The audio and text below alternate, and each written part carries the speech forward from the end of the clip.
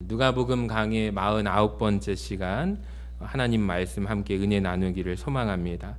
오늘 우리가 읽어본 누가복음 12장 29절에서 31절을 읽었지만 오늘 사실 본문 말씀을 22절부터 34절까지 말씀인데요.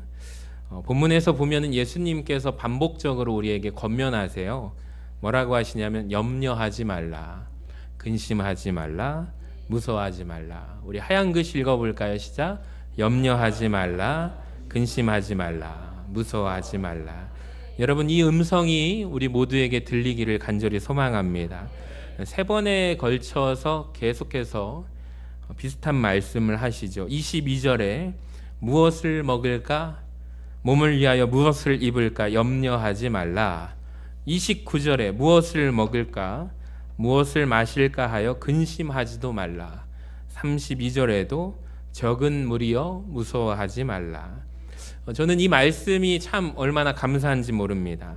염려와 걱정과 근심과 두려움 많은 이 세상에서 하나님께서 친히 우리 모두에게 걱정하지 말아라 말씀해 주시고 있기 때문입니다. 한 가지 우리가 짚고 넘어가야 할 것이 있어요. 오늘 말씀을 받기 전에 점검해야 할 것이 있는데 이 말씀은 예수님께서 모두에게 들으라고 주신 말씀이 아니라는 것입니다. 22절 말씀을 보시면 또 제자들에게 이르시되, 그러니까 21절까지는 우리 주님께서 모든 무리들 누구나에게 모든 사람들을 바라보고 말씀하셨지만 이제는 22절부터는 누구에게 말씀하고 계세요? 제자들에게 말씀하고 계십니다. 그러니까 아무것도 염려하지 말아라, 근심하지 말아라, 무서워하지 말아라. 이 약속의 말씀이 사실 누구를 향한 약속이에요? 제자들을 향한 약속의 말씀이라는 거예요. 자, 그렇다면 오늘 이 말씀 받기 전에 저와 여러분을 한번 점검해 보기를 원합니다. 나는 제자인가 무리인가? 저는 바라기는 우리 모든 성도님들이 제자가 되시는 은혜가 있기를 주님의 이름으로 간절히 축원합니다. 어제 예결산위원회로 모였습니다. 올 한 해 우리 하나님께서 베풀어 주신 은혜에 감사함으로 모이면서 제가 이번 한 주간 동안 감사했던 게 뭐냐면 저는 예산은 숫자라고 생각을 해요. 중요하지 않습니다. 근데 중요한 것이 하나 있어요. 하나님께서 많은 은혜를 우리 교회에게 주셨다라는 것입니다. 너무 감사한 것이 작년에도 많은 변화가 있었지만 올 한 해에도 정말 많은 변화와 감사의 고백들이 있음을 제가 알게 되었습니다. 목사님, 이런 감사가 있었어요. 저에게 이런 은혜가 있었어요. 풀리지 않는 문제를 가지고 기도했는데 하나님이 이런 방법으로 해결해 주셨어요. 너무나도 감사한 고백, 그리고 믿음의 고백이 있었어요. 제가 지난 수요 기도회 때 말씀드렸잖아요. 우리 한 분이 아직 출산을 내년 3월에 앞두고 있는데 봉사자 카드에다 뭐라고 적으신지 아세요? 빨리 출산하여 빨리 복귀하겠습니다. 할렐루야.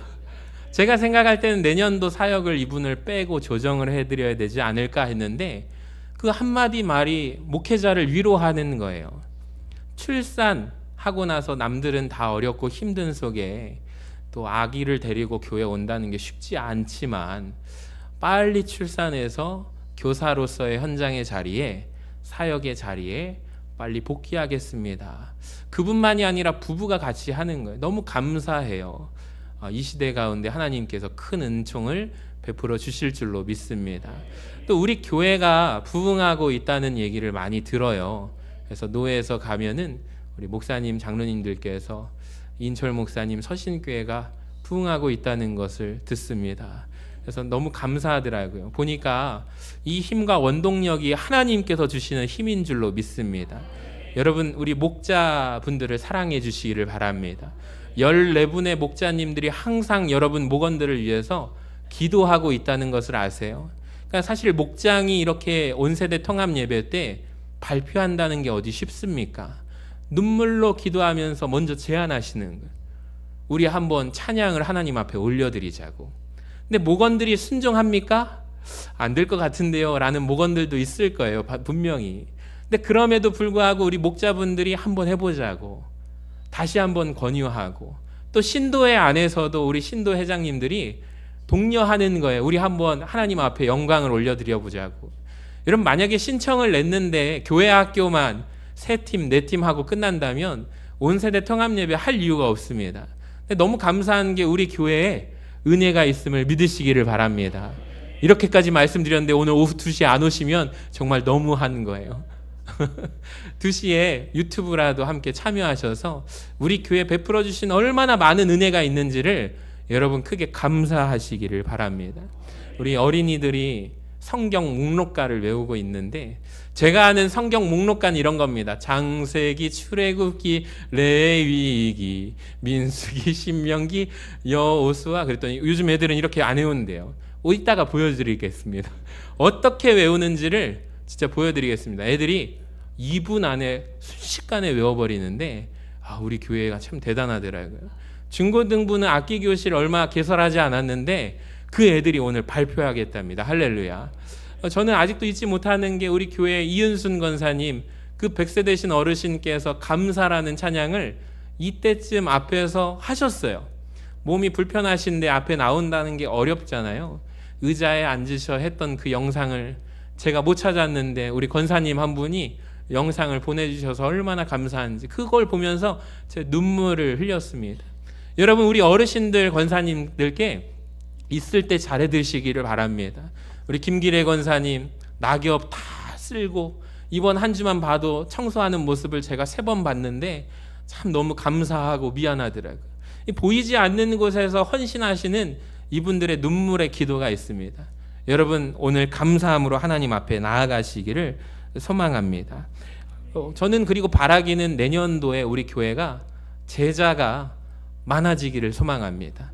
무리가 많아지기를 원하지 않습니다. 예수님의 참 제자가 더욱더 많이 세워지기를 소망합니다. 자, 오늘 나는 무리일까 제자일까 이 질문을 던지면서 누가복음 9장 23절에 제자의 조건이 나오거든요. 같이 읽어봐요. 말씀을 보여주시면 시작. 아무든지 나를 따라오려거든 자기를 부인하고 날마다 제 십자가를 지고 나를 따를 것이니라. 노란 글씨만 읽어볼까요? 시작. 자기를 부인하고 날마다 제 십자가를 지고 나를 따를 것이니라. 여러분, 이 3가지를 행하는 자가 제자라는 거예요. 첫 번째로 자기를 부인하는 사람. 예수님을 따라가기 위해서 내 계획이 있죠. 내 꿈이 있습니다. 내 욕망을 포기한 사람이 제자입니다. 두 번째로 날마다 예수님을 따라가는 사람입니다. 무리들처럼 기분 좋을 때만 따라가지 않습니다. 기분 상하면, 내 자존심이 뭉개졌다고 사역을 그만두는 것이 아니라 날마다 언제나 주님을 따라가는 자, 무리들처럼 말씀을 소비하고 허비하는 자가 아니라 날마다 주님을 따라가는 제자 되시기를 바랍니다. 3번째로 십자가 지고 사명을 감당하는 자에게 주님을 따라가는 자들입니다. 여러분, 이런 분들이 있습니다. 내가 앞서서 가면서 주님 보고 주님 나를 좀 따라오시라고. 여러분, 이런 거 아닙니다. 내가 주님을 따라가는 거예요. 주님이 앞서서 가는 것입니다. 나는 주님을 따라가는 것입니다. 어떤 분들은 특정 교단이나 교리나 목회자나 감정이나 직분이나 친구 따라 신앙생활 하시는 분들이 있습니다. 잘못된 것입니다. 여러분, 저 따라오지 마시기 바랍니다. 우리 교회도 언제나 예수님을 따라가는 우리 교회가 되기를 소망합니다. 사람 보면 실족합니다. 실수도 하고 넘어질 수도 있습니다. 근데 우리 주님, 언제나 우리 서신교회 십자가 머리 대신 주님을 바라보고 우리는 그 길을 따라가는 거예요. 우리 서신교회 안에 예수의 참 제자가 세워지기를 소망합니다. 자, 그래서 3주 전에 제가 제자에 대한 이야기에 대해서 누가복음 강의에서 말씀을 드렸어요. 사실 준비하고 말씀을 선포하는 저도 부담스러웠지만, 근데 오늘 말씀을 통해서 너무나도 기쁘고 위로가 되었습니다. 여러분, 사실 제자가 된다는 것은 너무 좋고 행복한 일임을 믿으십니까? 특권이 하나 생기는데 그 특권이 무엇이냐면, 우리 2번 한번 보여주시면 하나님이 기르시는 제자의 삶이라는 것입니다. 우리 같이 한번 읽어봐요. 시작. 하나님이 기르시는 제자의 삶입니다. 아무것도 염려하지 말아라. 아무것도 근심하지 말아라. 아무것도 무서워하지 말라. 주님이 이 세 가지를 들어서 설명하시잖아요. 까마귀를 한번 보아라 이것입니다. 들의 백합화를 보아라. 들풀을 한번 보아라. 다 누가 기르시고 입히시고 돌보아 주셔요? 하나님이 돌보아 주시는데 하물며 너희일까 보냐. 제가 처음 부임하면서 작은 화분을 선물 받았어요. 누구에게 선물 받았는지 공개하겠습니다. 제 짝꿍에게 선물을 받았습니다. 제가 화분 참 잘 죽이는 사람이거든요. 근데 이제 그 화분이 지금까지 살아있을까요? 죽었을까요? 살아있습니다. 감사하죠. 지금 아주 싱싱하게 잘 살아있습니다. 근데 언젠가 키우다 보면서 얘가 죽어가요. 그래서 제가 전문가이신 박인섭 장로님께 장로님 어떻게 해야 될까요? 그랬더니 목사님 어떻게 키우고 계세요? 그래서 제가 햇빛, 식물이 잘 자라는 조건에 대해서 얘기하셔도 아직도 잊지 못하면 햇빛 잘 이렇게 쪼여주고 있습니다. 물 잘 주고 있습니다. 했더니 바람이랍니다. 그래서 그러고 보니까 바람은 제가 막힌 공간에서 있다 보니까 얘가 그래서 시드는가 해서 알겠습니다 해서 창문을 열고 밖에다가도 내놓고 바람을 쐬어줬더니 얘가 싱싱하게 잘 자랍니다. 그러다가 언제 죽었냐면 죽진 않았어요. 거의 죽어가는데 언제 죽어갔냐면 죽진 않았으니까 2층 우리 본당 리모델링 할 때 얘가 막 거의 시들어가가지고 막 이렇게 죽어가더라고요. 그래서 어떡하지 얘 살려야겠다 해가지고 얘를 열심히 바람도 해주고 다시 살아났어요. 지금 얼마나 싱싱하게 있는지 모릅니다. 제 방에 오시면 창문에 딱 보입니다. 얼마나 그 화분을 보면서 작은 꽃도 옆에다가 또 해가지고 볼 때마다 참 싱그러워요. 저는 근데 잘 물 주는 것도 못하거든요. 그래서 처음 받았을 때 얼마나 귀찮은지 모릅니다. 제가 물 주는 시간은 알람을 맞췄다니까요. 언제 줘야 될지 몰라서. 근데 알람을 맞추고 주다 보니까 이제 이 화분이 눈에 들어와요. 그래서 한번 다른 화분도 살려보겠다고 임직식 때 최정숙 권사님이 목사님 목양실에 이것도 좀 갖다 놓으면 어떠세요? 해서 신중히 고민하고 지금 화분 3개가 목양실 당회실에 있습니다. 제 역할은 걔네들 물 주는 거예요. 하나님이 그런데 바깥에 보니까 오늘 말씀을 묵상하면서 제가 화분을 물 주는 것도 여간 신경 쓰이는 일이 아닌데 하나님이 온 세상의 꽃들을 기르시고 입히시고 먹이시는데 하물며 너희일까 보냐. 이게 굉장히 큰 위로로 다가왔어요. 여러분 제자의 특권이 있음을 믿으시기를 바랍니다. 하나님께서 공중에 나는 새도 돌보시고 온 세상 만물에 펴있는 들풀까지도 다 돌보시는데 하물며 하나님의 제자인 하나님의 자녀인 제자들의 삶을 책임지시지 않겠느냐. 하나님이 기르시나니. 아멘. 하나님께서 2 종류를 기르신대요. 첫 번째, 부모가 자녀를 기르는 것입니다. 그렇죠. 자녀를 출산하면 이 자녀를 위해서 귀하게 양육할 사명이 부모에게 있습니다. 2 번째, 목자가 가축을 기르는 것입니다. 그러니까 제자가 된다는 것은 하나님의 자녀가 되는 거예요. 여러분 걱정하지 마시기를 바랍니다. 제자가 된다는 것은 하나님이 기르시는 목자가 기르시는 양떼로서 살아간다는 거죠. 여러분 걱정하지 마시기를 바랍니다. 제가 언젠가 양떼에 대해서 묵상하면서 감동을 받았어요. 이 양과 목자라는 책이 있는데 꼭 기독교 서점에 가서 읽어보시길 바랍니다. 예전에 제가 목자 헌신 예배 때 그 책을 거의 요약한 설교를 한 적이 있어요. 이분이 성경에서 나오는 그 양과 목자에 대해서만 그 머릿속으로만 이해를 하다가 직접 양을 돌보는 목자가 되어서 책을 쓰신 게 양과 목자라는 책입니다. 양을 돌보아 보니까 양은 시력도 약하고 정말 리더인 양이 대장 양이 절벽을 향해서 뛰어간 모든 양들이 따라갑니다. 결국에 그 리더가 이끄는 절벽을 따라서 뛰어내리면 다 뛰어내려서 죽게 되는 어리석은 동물이 양이라는 동물이에요. 그러니까 양은 자기를 보호할 수 있는 능력이 없잖아요. 공격해서 잡아먹히면 어떻게 할 방법이 없습니다. 목자가 지켜주어야 합니다. 우리는 양떼라고 합니다. 성경에서 32절에 보니까 작은 무리여라고 되어 있습니다. 여러분, 제자의 삶은 양의 삶입니다. 목자를 따라갑니다. 제가 양의 언어를 모릅니다. 근데 아마도 양들 역시 이런 고민 안 할 거예요. 목자가 내일 우리를 제대로 인도나 해줄까? 이런 염려 안 할 것 같습니다. 오늘 간 곳에 풀을 우리가 다 뜯어 먹었는데 내일 가보면 먹을 것 하나도 없는 것 아니야? 이런 고민을 양들은 하지 않을 것 같아요. 그저 양들은 목자가 인도하는 곳에 따라만 가면 목자가 푸른 풀밭 쉴만한 물가로 인도하여 주실 줄로 믿습니다. 그러니까 행복한 양의 고백이 시편 23편이라고 말씀드린 적이 있어요. 1절 같이 읽어봅시다. 시작.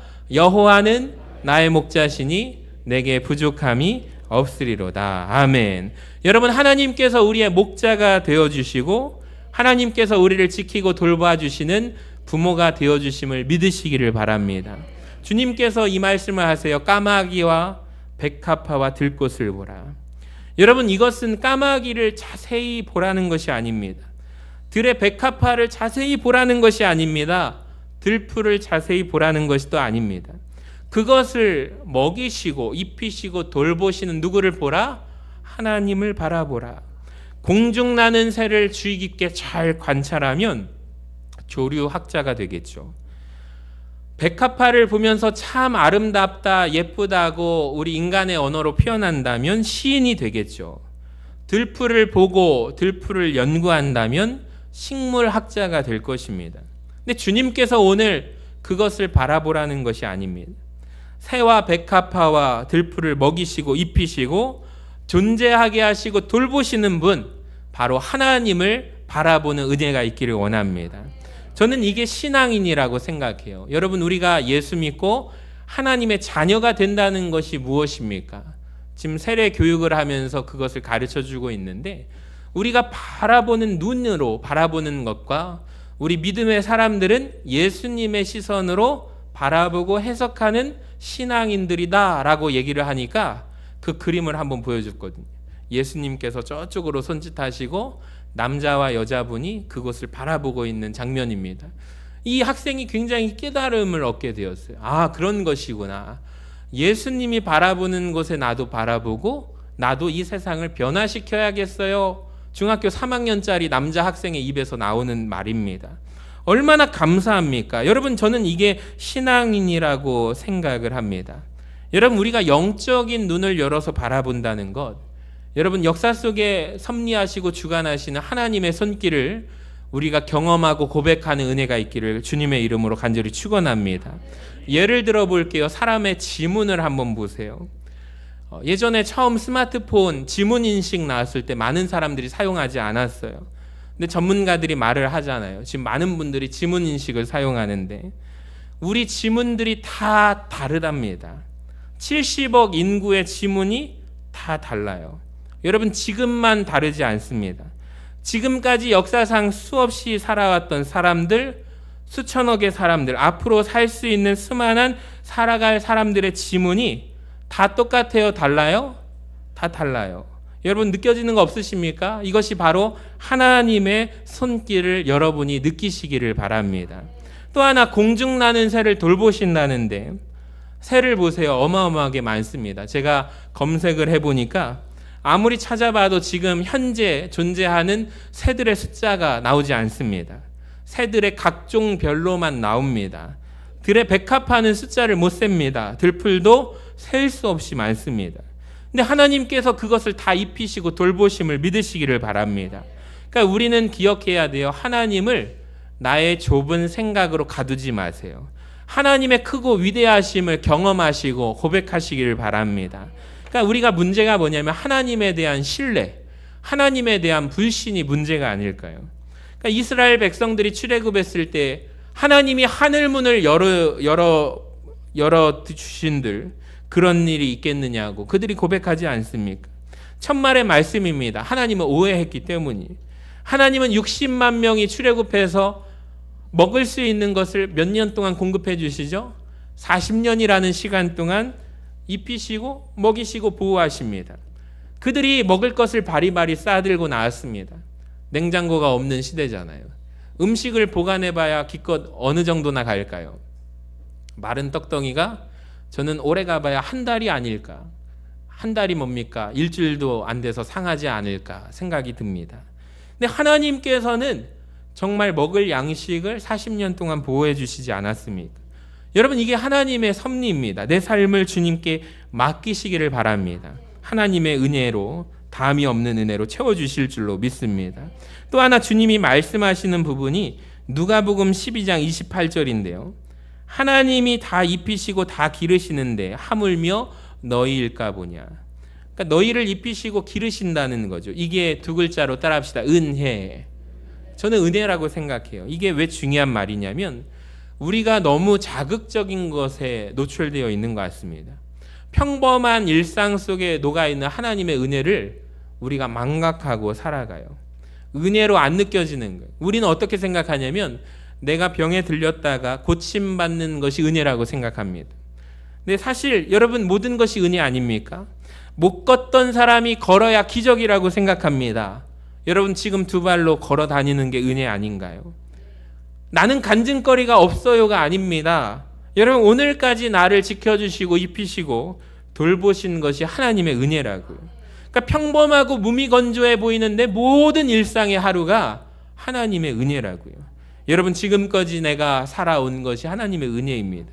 하나님의 돌보심이고 범사를 인정하시기를 바랍니다. 일상을 감사하는 저와 여러분 되어주시기를 바랍니다. 그리고 그 하나님께서 염려하지 말래요. 근심하지 말래요. 두려워하지 말래요. 그리고 두 가지를 우리에게 하라라고 하십니다. 31절에 보시면 같이 읽어봐요. 시작. 다만 너희는 그의 나라를 구하라. 그리하면 이런 것들을 너희에게 더하시리라. 여러분, 또 33절에 보시면 먼저 그의 나라와 그의 의를 구하라. 그리하면 이 모든 것을 너희에게 더하시리라. 우리는 마태복음 6장의 말씀이 더 익숙하죠. 첫 번째 명령이 뭐예요? 그의 나라와 그의 의를 구하라. 우리 하얀 글씨 읽어봅니다. 시작. 그의 나라와 그의 의를 구하라. 그러니까 명령 속에 보시면 우선순위가 있네요. 그의 나라를 좀 구하라. 그러면 이 모든 것을 더하시겠다라고 약속하십니다. 근데 우리는 반대예요. 주여, 이 모든 것을 우리에게 더해 주시면 그리고 나서 그분의 나라, 하나님 나라를 구하겠습니다. 여러분, 맞죠? 그러니까 우리는 우선순위가 다르네요. 근데 이 말씀을 묵상하면서 저는 굉장히 무서운 말씀이라는 생각이 들었어요. 그분의 나라를, 하나님의 나라를 구하래요. 주기도문에서도 예수님께서 가르쳐 주셨는데 주의 나라가 임하옵시며 말씀하십니다. 그러니까 우리는 이 말이 무슨 말인지 모르고 그저 외우니까 충격이 없는데, 여러분 한번 생각해 보세요. 한 영토에, 한 땅에 두 나라가 있을 수 있어요, 없어요? 없는 거예요. 근데 주의 나라가 내게 임하옵소서라는 말은, 즉 이 말은 뭐냐면 내 나라, 나의 나라는 무너지겠다는 선언입니다. 그러니까 그의 나라, His kingdom을 구하라라는 말은 나의 나라, 나의 왕국, 나의 킹덤은 멸망해야 된다는 뜻입니다. 무서운 얘기죠. 그분의 나라가 오면 너는, 그 나라는, 너의 나라는 망하고 너는 그 나라의 식민지가 되어야 한다라는 말과 같은 거예요. 근데 우리의 문제가 뭘까요? 우리는 하나님의 나라, 그분의 나라를 구하지 않습니다. 우리는 어떻게 생각해요? 기도를 어떻게 합니까? 하나님, 나의 나라가 견고하게 세워지게 해주세요. 이게 되게 중요한 거예요. 나의 나라를 위해서 하나님, 당신의 능력이 좀 필요합니다. 여러분, 맞지 않습니까? 우리는 하나님 나라를 위해서 내가 쓰임을 받는 걸 원하지 않아요. 나의 나라를 위하여 하나님의 능력이, 하나님이 쓰임 받기를 원합니다. 그러니까 즉 마이 킹덤이에요. 내 나라예요. 내 사업이, 내 가정이, 내 사업이 확장되고 능력이 있으시다는 하나님의 능력이 필요해요. 내 자녀가 잘 되기를 원하거든요. 전능하신 하나님의 능력이 필요해요. 내 성공이 필요하거든요. 그래서 하나님의 도움이 필요해요. 그러니까 우리는 하나님의 나라를, 그분의 나라를 구하지 않는다고요. 내 나라가 잘 되기를 원한다는 거예요. 맞지 않습니까? 그러니까 나의 나라를 구하는 신앙인들의 오해가 있어요. 겉으로 볼 때 참 믿음 좋은 것 같고 신앙을 가져 보이지만 저분이 하나님의 나라를 구하는 것 같지만 사실은 내 나라를 구한다고요. 우리가 성령 충만에 대해서도 굉장히 오해하고 있어요. 인정하기 싫지만 많은 분들이 성령 충만을 원합니다. 목회자들도 마찬가지예요. 근데 그 이유가 뭐냐면 목회 성공과 교회 부흥을 위해서입니다. 저도 다니엘 기도회 참 좋아합니다. 그런데 얼마 전에 한 성도님의 간증이 검증되지 않은 간증으로 말미암아 많은 지탄을 받았어요. 그리고 다니엘 기도회를 올해 참석할까 했는데 사실 그런 점이 아쉽기도 하고 또 가정에서도 참여하는데 21일간 많은 교회들이 멈추고 그리고 목사님들이 이 기간 동안에 새벽도 쉬시고 또 내년을 준비하는 기간으로 같이 저녁 집회 예배 끝나고 나면 한 11시에 교회 문을 닫고 돌아가시다 보니까 새벽을 거의 다 참여하는 교회들이 중단하더라고요. 저도 이웃교회를 한번 가서 참여를 했습니다. 근데 마침 그날이 검증되지 않은 한 강사가 자기 자랑을 하고 굉장히 그날 찝찝한 마음으로 돌아왔습니다. 근데 그 교회에서는 그 간증자가 말한 것에 대해서 기도 제목을 붙들고 기도를 하더라고요. 좀 이런 부분이 있어서 우리 교회는 안 하겠습니다. 장로님들께 말씀을 드려서 다니엘 기도회 기간에 우린 참여하지 않는 것입니다. 혹시 참여하실 분들은 가정에서 참여해 주시기를 바랍니다. 여러분 겉으로 볼 때 우리가 이런 부분을 조심해야 돼요. 성령 충만이 목회자들도 마찬가지. 왜 성령 충만을 강구하는가? 목회 성공과 교회 부흥을 위해서예요.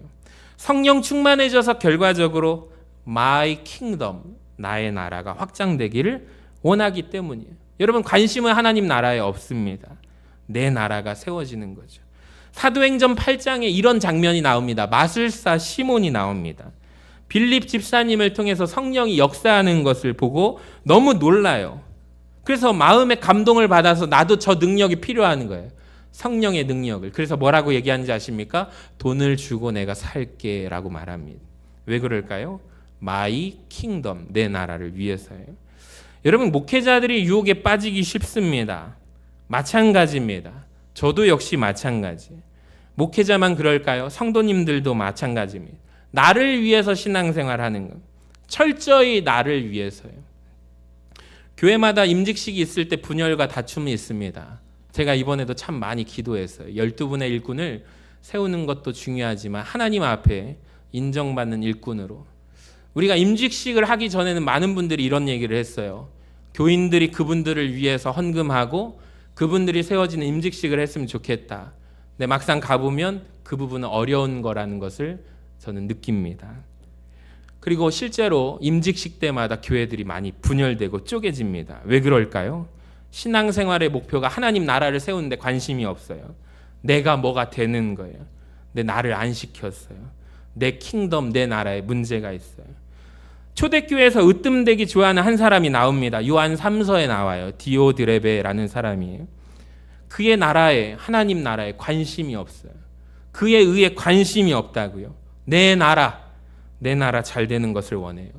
여러분 우리도 성령 충만한 이유가, 은사를 원하는 이유가, 예언의 은사를 또 받기를 많은 분들이 원하십니다. 왜 그럴까요? 내 안에 은밀한 욕망이 숨어져 있다고요.